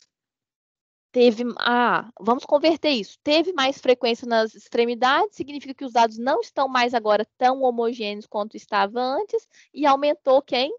Essa variabilidade. Ou seja, os meus dados eles não estão tão mais homogêneos igual eles estavam antes. Agora eu tenho valores mais distribuídos, então aumentou a minha medida de variabilidade, tá? Então eu estou variando mais em torno dessa média. Simplesmente isso. Agora aqui, ó, olha que interessante esse terceiro caso. Veja, mesma coisa, média e mediana é igual, é 3. No entanto, o nosso desvio padrão agora diminuiu, passou a ser 1. Qual foi a diferença do de cima?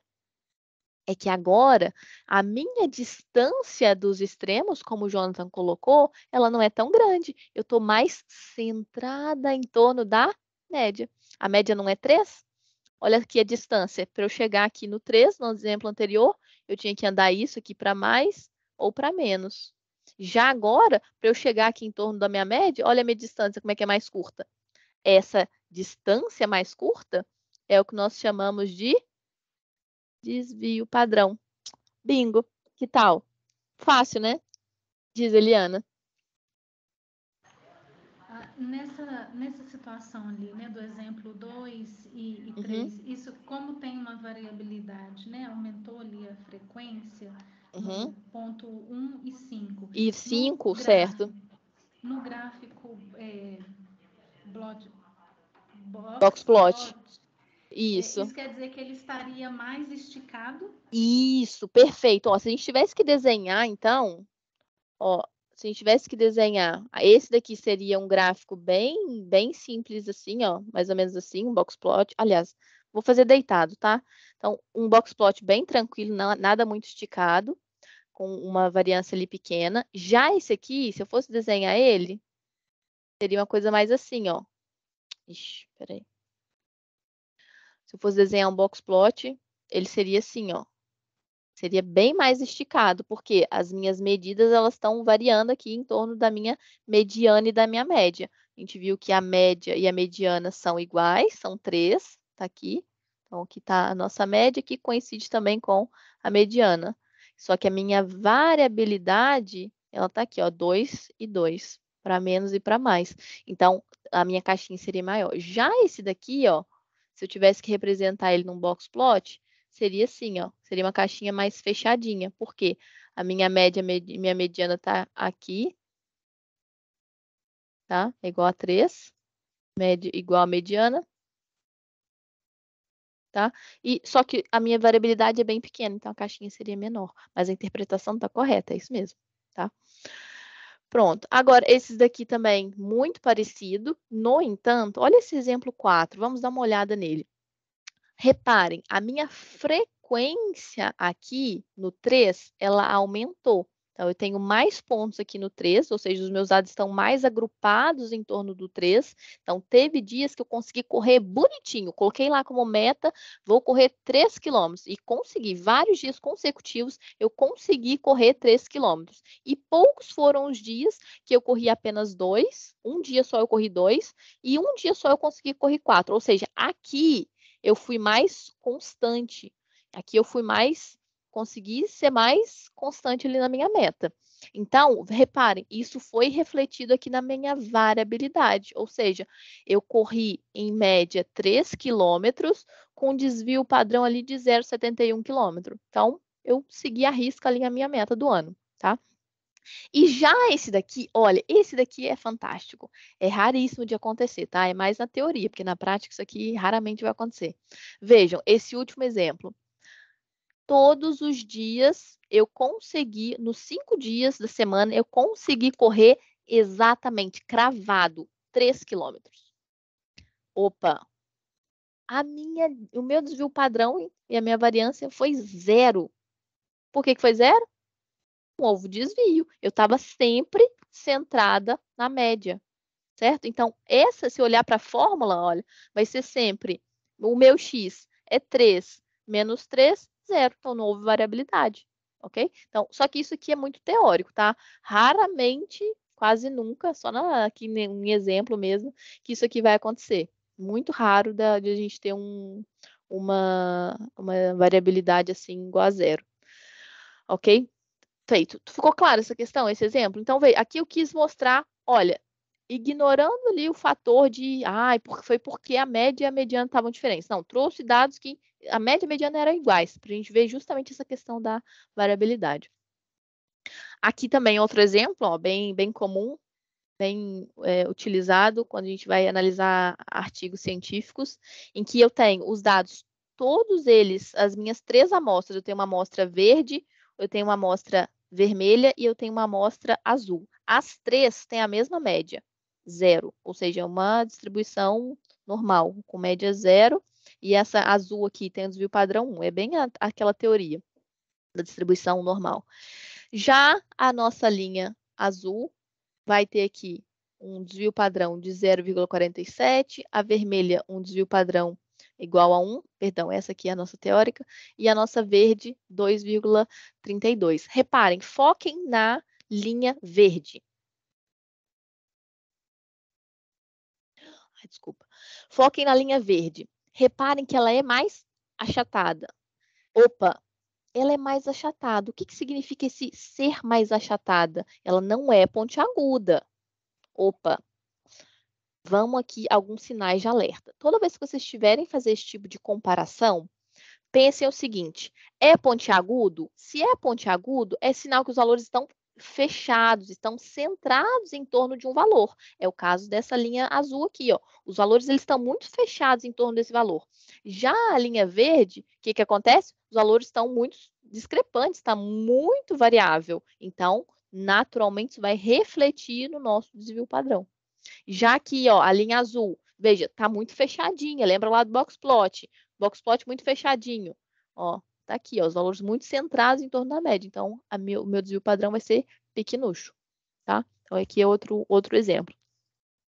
Outra medida também que a gente costuma utilizar, mas aí entraria quando a gente fosse falar mais de análise combinada de duas variáveis, é o coeficiente de correlação, quando a gente quer verificar se há correlação entre duas ou mais variáveis. Mas isso aqui eu não vou entrar em detalhes agora, mas é o nosso famoso R da correlação, que pode variar de mais ou menos 1, indicando se existe correlação positiva ou negativa, mas não vou entrar nesse detalhe aqui agora, porque fugiria um pouco ao tema.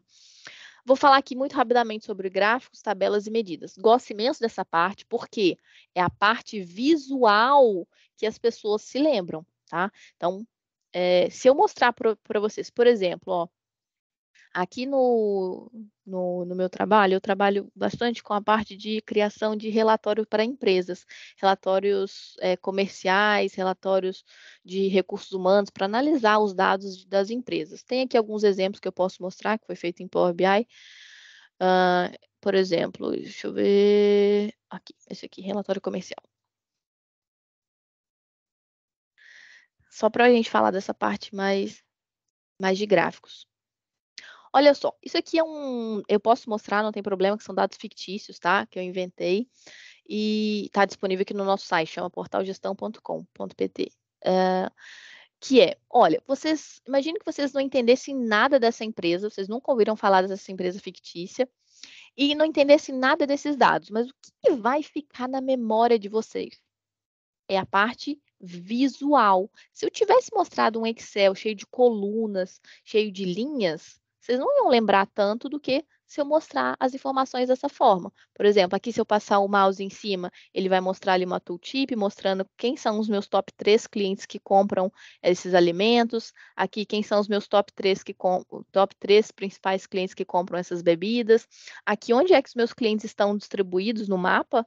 Então, eu vejo, eu tenho clientes aqui nessa cidade, e se eu clicar nessa cidade, ó, bum, tudo é automaticamente filtrado. Vejam, é a parte visual. Aqui está a parte sexy da coisa. Coisa, como assim? Se eu falar só de valores, de teoria, é muito bonito, as pessoas vão compreender. Mas o que vai ficar na memória delas? O que elas vão lembrar? O que elas vão gravar? É a parte visual. E tem uma ciência toda por trás disso. O nosso cérebro, ele interpreta as informações visuais 60.000 vezes mais rápido do que as informações do tipo tabela e texto. Ou seja, nosso cérebro gosta de olhar para isso e tentar detectar algum padrão. Se existe ali algum padrão, se aquilo faz sentido ou não, se eu já imaginava que aquilo ia acontecer ou não, tá? Então, tentem sempre trazer para as vossas análises a componente visual. Pensar no storytelling, ou seja, contar a história com aqueles dados. Para que isso serve? Isso vai me ajudar na minha tomada de decisão ou não? Então, tragam essa componente visual, que é riquíssima. E aqui tem alguns gráficos que a gente pode utilizar. Alguns bem simples que nos auxiliam, como, por exemplo, o gráfico de coluna. Aqui já vai uma dica. Ultra Mega Power para vocês tatuarem na alma. Nunca mais esquecer, tá? Sempre, sempre, sempre informação temporal no eixo X, tá? Eu já vi muita gente que se diz entendedora, data science, analistas sofisticados, não sei aonde, e fazendo isso errado. Lembrem-se, sempre, sempre, sempre, informação temporal no eixo X, tá? Então, gráfico de coluna é uma boa ideia, tipo esse, ou então gráfico de área, que é aquele que é coloridinho aqui embaixo, tem uma barrinha e tem a área pintada, gráfico de linha também é uma boa, mas nunca gráfico de barras, tudo bem? Poderíamos fazer aqui uma outra palestra só sobre esse assunto de gráficos, porque renderia aqui mais horas de conversa, tá? Mas gravem isso para já. Informação temporal, sempre, sempre, sempre no eixo X, tá? Então, quer seja mês, trimestre, dia, ano, qualquer informação temporal, eixo X. Então, lembrem-se aí, um ponto de partida, gráfico de coluna, gráfico de linha, gráfico de área e nunca gráfico de barra. Por quê? Aqui está o gráfico de barra. O que vocês acham? Por que eu não poderia representar aqui nesse gráfico a informação temporal? Por que está errado colocar aqui essa informação que está aqui, ó, primeiro trimestre, segundo trimestre, terceiro, colocar aqui nesse gráfico? Por que não faz sentido? O que vocês acham? Porque dá a impressão que está com perda, que está diminuindo. Olha, tá no caminho, é por aí mesmo, mas tem a ver também com aquela outra coisa que nós falamos ali no começo, do tipo de variável. Lembra daquilo? Quantitativa, qualitativa, lembra? Falando sobre isso? Pois bem, a variável temporal, ela é cronológica. Então, eu tenho que olhar e tem que ter uma sequência de continuidade, de modo que, se eu colocar num gráfico de barras como esse, ele vai ordenar pelo valor, por exemplo, aqui das minhas vendas, e não de forma temporal. Eu perderia essa noção cronológica de temporal, porque esse gráfico aqui, que é o nosso gráfico de barras, ele é um gráfico de ordenação, de ranking. Então, ele vai ordenar. É preferível utilizá-lo em variáveis ordinais, em que tem uma ordem, uma sequência. Tá? Eu quero demonstrar quais são os produtos que venderam mais. A farinha de trigo, o óleo, o azeite. Então, eu quero ver quem são os meus produtos que mais vendem. Já aqui, eu quero ver a distribuição ao longo do tempo, se aumentou, se diminuiu, se houve sazonalidade ou não. Tá? Então, gravem isso daí da variável temporal. Outro gráfico também muito polêmico é esse aqui, é o famoso gráfico de pizza, ou gráfico de anel, ou gráfico Dunnett. Por que ele é polêmico? Tomem muito cuidado. Por quê? Gravem essa informação também. Toda vez que a gente tem 5 ou mais categorias, não é recomendado utilizar-se esse tipo de gráfico de pizza, gráfico de anel, gráfico de Dunnett. Por que mais de 5? Porque começa a ficar visualmente muito poluído, tá? Não é uma boa prática a gente utilizar também outro gráfico, que é o terror do terror dos estatísticos, analistas de dados. Deixa eu ver se eu tenho aqui alguma imagem. Gráfico de pizza. Ele pode induzir ao erro, principalmente se for gráfico 3D. Vamos fazer um combinado aqui entre a gente. Vamos abominar da face da Terra, fingir que não existe mais gráfico de pizza 3D. Tudo bem? Combinado? Se eu ver vocês utilizando gráfico de pizza 3D, eu vou falar que eu nunca vi vocês na vida, que eu nem conheço vocês. Porque ele pode nos induzir ao erro muito, mas muito severamente. Deixa eu ver se eu tenho aqui algum exemplo para mostrar. Deixa eu ver se esse.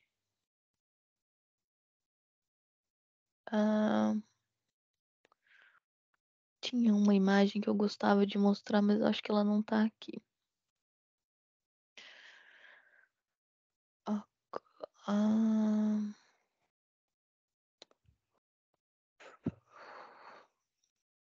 Peraí. Pie chart.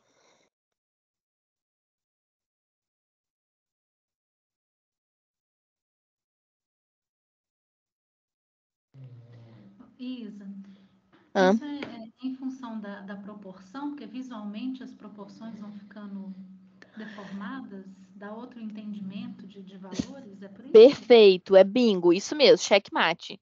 É isso, matou a charada. Porque eu queria visualmente mostrar, mas eu não tô achando aqui a imagem que eu queria. Mas é isso mesmo. Eles podem nos induzir ao erro. E é gravíssimo isso. Ali tinha um outro, vou voltar e pegar ele. Eu tinha que ter salvado a imagem, eu não tô com ela aqui. E é comum, tá? Nas empresas as pessoas amam esse gráfico e ele é o terror, ele é um gráfico difícil, complicado. E as pessoas aproveitam-se disso e colocam como se fosse uma grande coisa. Vejam, vamos analisar essa imagem aqui, vou tentar aumentá-la. Essa imagem aqui desse gráfico. Vejam, aqui é um gráfico de pizza 3D.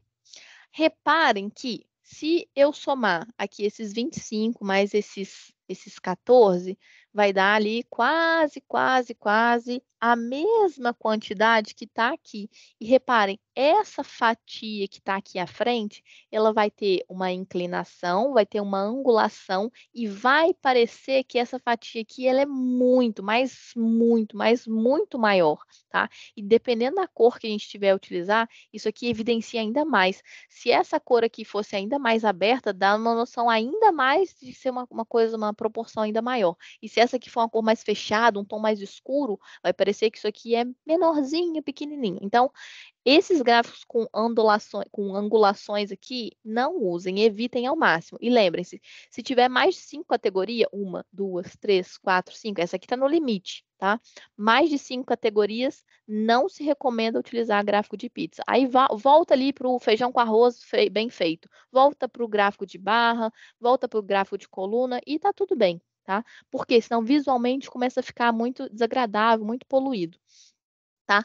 Mas dentro desse assunto aqui de visualização dos dados, eu vou deixar de presente para vocês, ou eu mando para a Renata, ou ela depois, ou vocês me mandam um e-mail, podemos conversar como poderia ser isso.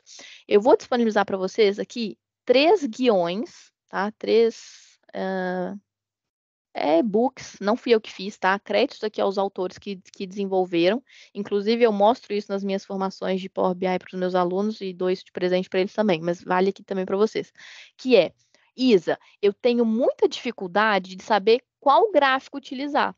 Eu começo a analisar um conjunto de dados e eu não sei nem por onde começar, que gráfico é melhor que o outro. E aqui há 2 técnicas para vocês saberem qual que é o ponto de partida. Primeira delas, qual é o tipo de variável que eu tenho? Lembra que eu falei, olha, esse slide aqui parece simples, mas é aquilo que define qual gráfico que eu vou utilizar, qual fórmula que eu vou utilizar. Tá? Então, que tipo de gráfico de dado que eu tenho? É uma informação do tipo temporal? É uma data? É um mês? É um ano? Ou é uma informação do tipo texto? Porque mediante o tipo de dado que eu tenho, que eu vou escolher qual gráfico utilizar. Tá? Então, aqui a gente tem algumas dicas. E a segunda hipótese, então, a primeira delas, já sabemos, é o tipo de dado que nós temos, o tipo de variável que eu tenho, se é numérica, texto, se é data, se é percentagem, whatever. Ou qual, o segundo pilar que eu tenho que olhar é, qual é o meu interesse? Qual a mensagem que eu quero passar? Eu quero fazer um ranking, eu quero fazer uma análise temporal, eu quero fazer uma comparação, eu quero mostrar uma localização no mapa. Então, é a partir daqui. Então, vejam, esses guiões que estão aqui, eles vão nos ajudar imenso. Por quê? Ele me mostra, Isa, qual o tipo de dado que você tem? É categórica? É uma variável categórica? Ou seja, é do tipo texto? É uma label? É a profissão? É a religião? É o quê? Ou é o tempo? Se for tempo, lembrem-se, análise temporal sempre o eixo X. Então, são boas opções, gráfico de área, gráfico de linha, gráfico de coluna, e aqui alguns outros modinhas, tá? Mas façam aqui o feijão com arroz e já tá ótimo. Tá? E aí, claro, se quiserem evidenciar, comparar com mais coisas, aí tem mais opções também. Ah, não, Isa, só quero analisar as minhas variáveis categóricas. Ah, então aqui tem outras opções. Aqui, ó, tá o nosso histograma, gráfico de frequência, o nosso queriducho boxplot, agora vocês já sabem o que é, para que ele serve.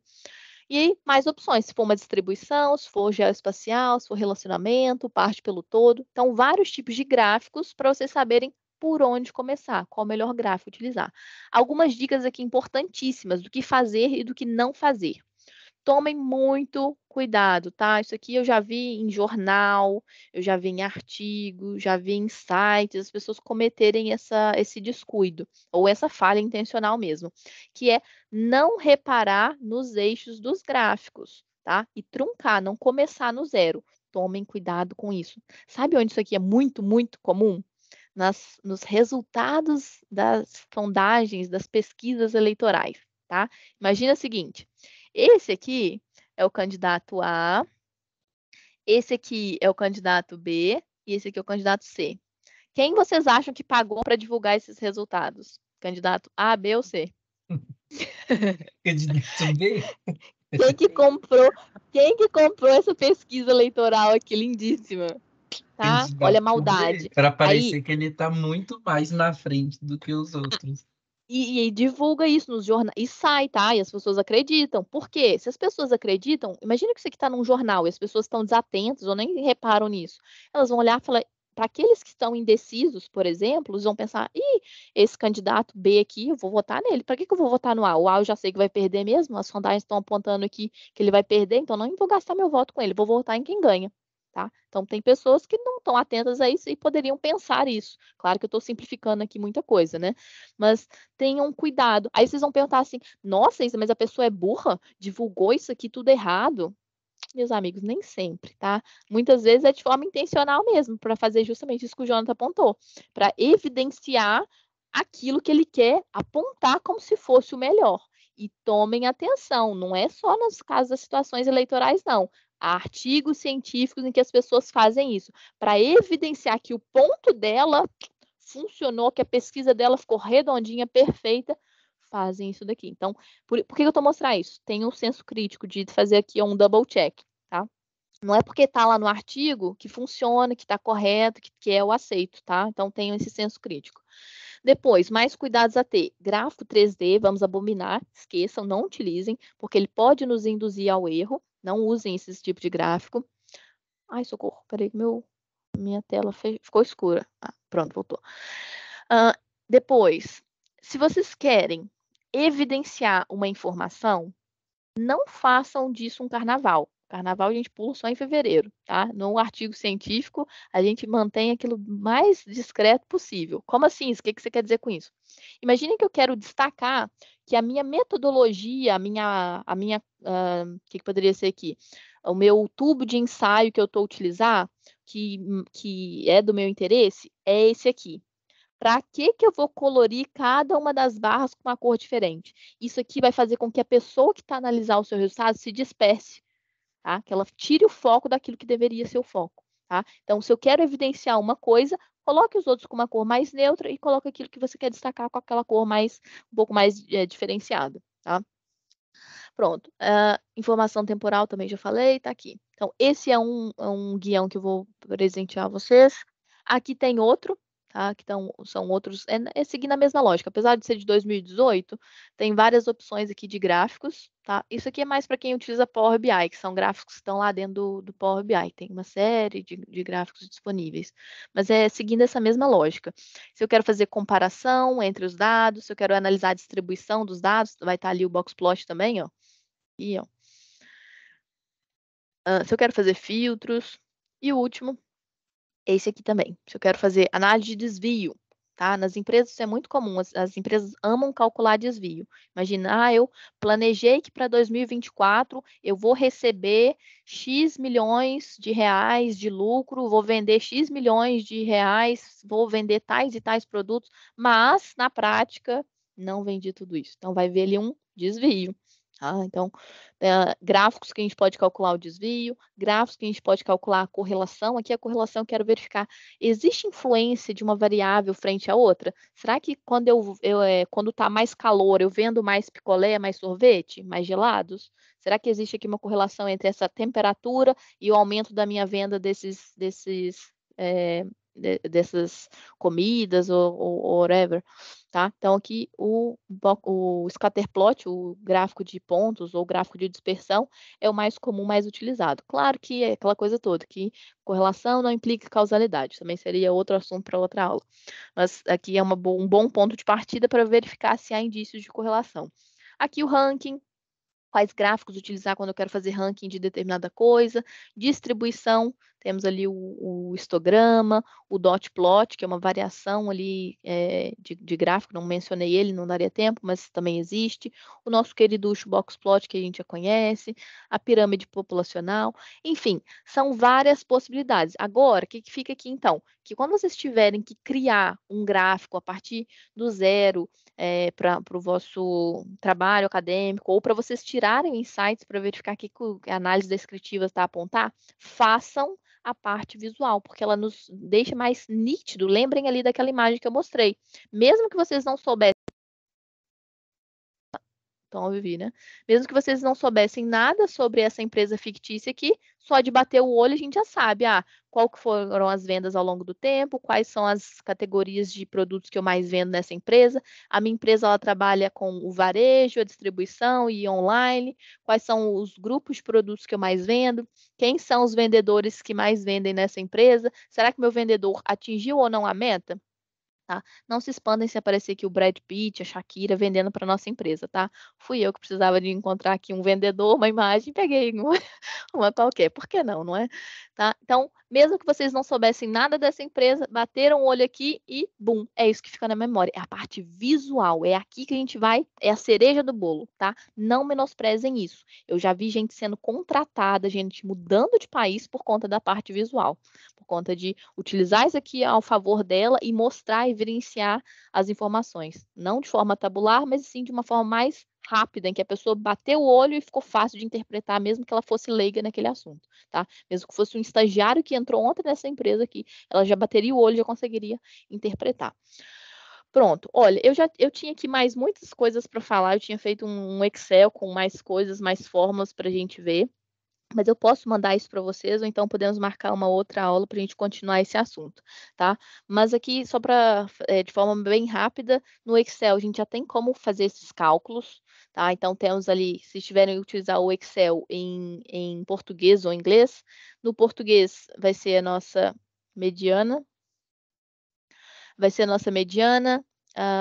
no inglês vai ser median, no português vai ser a média, igual a média, e no inglês vai ser o average. Se eu quiser calcular a moda, imagina que eu tenho esse conjunto de dados aqui, ó. Comprei uma abóbora, 2 abacaxis, 3 peras, 4 ameixas e 5 brócolis. Se eu quiser calcular a média desses valores, simplesmente venho aqui no Excel e falo, olha, chama a função average ou a função média, se tiverem utilizar o Excel no português, a média desse conjunto de valores aqui. Ele vai calcular sempre por padrão a média aritmética.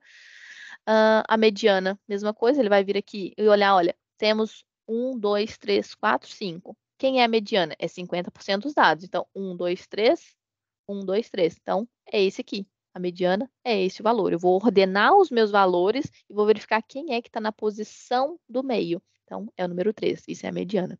A moda não tem. Por que ele retornou hashtag NA? Porque eu não tenho moda. Lembra que eu falei que moda é aquilo que está mais, é o hype, é aquilo que está todo mundo usando? Vejam, eu não repeti o valor nenhuma vez. Então, eu não tive aqui uma moda. Por isso que ele retornou hashtag NA. Porque cada valor apareceu apenas uma única vez. Agora, se eu tivesse esse exemplo aqui, ó, o exemplo 2. Vejam, eu tenho aqui o número 3 aparecendo 3 vezes. Então, a moda aqui, desse conjunto de dados aqui, vai ser o número 3. Por quê? Apareceu 1, 2, 3. Então, vai retornar aqui o número 3. A variância é o var. Se eu tiver utilizar a variância amostral, é o var.s. O desvio padrão vai ser o standard, também S. E a cortose também foi um assunto que, infelizmente, a gente não conseguiu abordar, mas também tem a ver com essa medida de assimetria, se os meus dados são muito assimétricos, são caudosos, se tem uma cauda muito larga ou não, e consigo verificar essa assimetria, se ela é positiva ou negativa. Mas eu vou deixar isso aqui de presente para vocês também, para depois vocês olharem com mais detalhe, já que eu já excedi e muito o nosso horário. Peço desculpas por isso, eu falei que eu ia me empolgar e nem lembrei mais do horário. Mas pronto, eu gostaria de agradecer a atenção de vocês, agradeço novamente o convite da professora Renata por participar disso. Eu gosto muito de falar de estatística, de ensinar sobre estatística, e quando eu encontro outros loucos assim que gostam de ouvir, eu me empolgo ainda mais. Então, obrigado pelo tempo de vocês, pela atenção e pelo convite. Espero que tenham gostado, que tenham entendido desse assunto, que continuem estudando, que seja produtivo para o vosso trabalho de conclusão de curso, para o dia a dia, ou para o trabalho mesmo que estão a desenvolver no mercado de trabalho. Ô, Isa, nós só temos a agradecer, eu acho que, né, até em relação ao tempo mesmo, não vou abrir para perguntas, né, mas quem tiver alguma dúvida, quiser perguntar alguma coisa, eu acho que se te encaminhar um e-mail, alguma coisa assim, né, depois você pode falar, mas realmente, assim, né, foi um tempo muito agradável. Você está de parabéns, né? Que Obrigada. explica muito bem, um assunto super denso, super difícil, mas que dá prazer de ouvir, de escutar. Eu falo sempre com os alunos que, infelizmente, a gente tem estatística muito no início do curso, normalmente, então a gente não dá o valor devido. Aí, quando a gente, né? O problema disso é que quando chega na hora de escrever o artigo científico, na hora que precisa, na hora que mais precisa, já não lembra, ou então já não, putz, eu tinha que ter dado mais atenção àquela disciplina, porque agora, por onde começar? Meu Deus, não sei que bicho de sete cabeças é esse.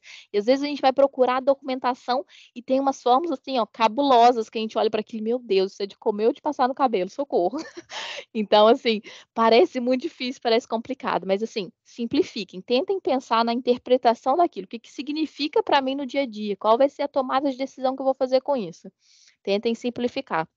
Dá para utilizar vários softwares para analisar esse conjunto de dados, eu não mencionei, mas dá para utilizar o Excel, que é o mais comum, quase toda a gente tem e conhece. Dá para utilizar o SPSS, eu não sei o que vocês estão acostumados aí, mas dá para utilizar o SPSS, dá para utilizar Python, dá para utilizar R, dá para utilizar o Redcap. Aí, o céu é o limite aqui a nível de funções e tem muita coisa. possibilidades.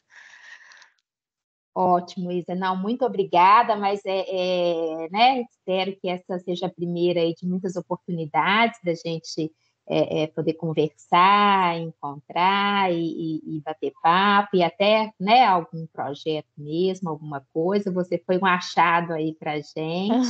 Obrigada.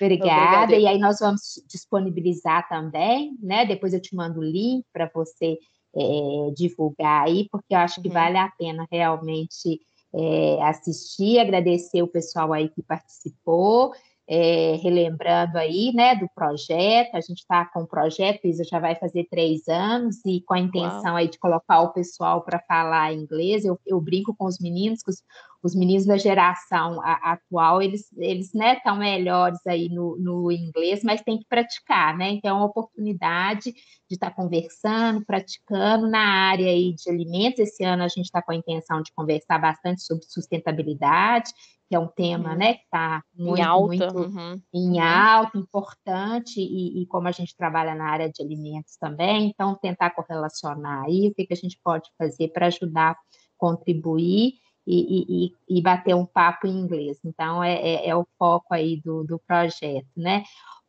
Ariela, você quer falar alguma coisa? Acho que tinha que ser falado, você já falou, né? Mas agradecer, foi muito bom, né? Foi muito bom, muito obrigada por ter dado essa aula, né, pra gente, basicamente, mas foi muito fácil de entender também o jeito que tu explicou, então eu achei muito, muito legal. É porque a gente usa muito, né, na faculdade, nos artigos, e como a Renata falou, eu mesmo, esse assunto foi passado para mim no meu segundo período. Então, esquece, com tanta coisa para estudar, quanta coisa para ler, a gente acaba, é como se fosse um HD, né? A cabeça da gente é como se fosse um HD, a gente vai colocando para o lixo ali, no lixo, algumas coisas que não dá tempo de absorver tão rápido, a gente estuda para fazer ali a prova ou aquele teste, e depois para lembrar, para relembrar todo o conceito, realmente, se não está vendo no dia a dia, é igual ao inglês, como a Renata falou. E se a gente não treina, esquece muito, esquece as palavras, esquece as expressões, é igual tocar um instrumento musical. Se a gente não treina, esquece mesmo. A prática, né? Combinado, então, pessoal, para você aí, né? Para mim aqui, boa noite, pessoal aí, boa tarde, mas já tá chegando a noite também, né? Bom final de semana. Amanhã eu vou encontrar com eles de novo, com a maioria, ou Isa, porque amanhã a gente está iniciando o projeto, normalmente é todo sábado pela manhã, aí a gente bate um papo aí, mas te agradeço, tá? E não vai ser o primeiro, não. Pode aguardar que nós vamos te incomodar, mas aí para você ajudar a gente, tá? Pode incomodar. Muito obrigada. Eu que agradeço. Então, beijinhos para quem é de beijinhos e abraço para quem é de abraço. Tá? E o Tchau, material, tchau. você vai mandar para a gente por e-mail? A gente eu te mando e depois você distribui, ou o pessoal me manda Pode e-mail, tanto faz. ser. Pensa aí no Não, jeito. se Aí você quiser. me comprometo de mandar, então, o Excel, o slide da apresentação e aqueles 3 exemplos, aqueles 3 É guiões. Pode ser? ótimo, ótimo. Pode me mandar no e-mail que eu mando para eles. Combinado, então, pessoal. Combinado. Beijinhos, Então, Isa, fiquem muito bem. obrigada. Beijo. Bom final de Adeus, semana para obrigada. todos aí. Obrigada Tchau, a tchau. vocês. Um Obrigada. abraço, gente. Obrigada. Até amanhã.